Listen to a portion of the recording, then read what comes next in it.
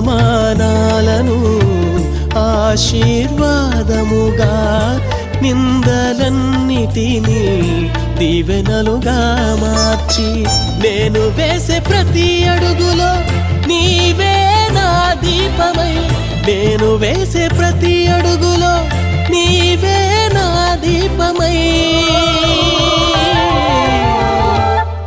చిరునవ్వుతో నింపిన యేసయ్యా,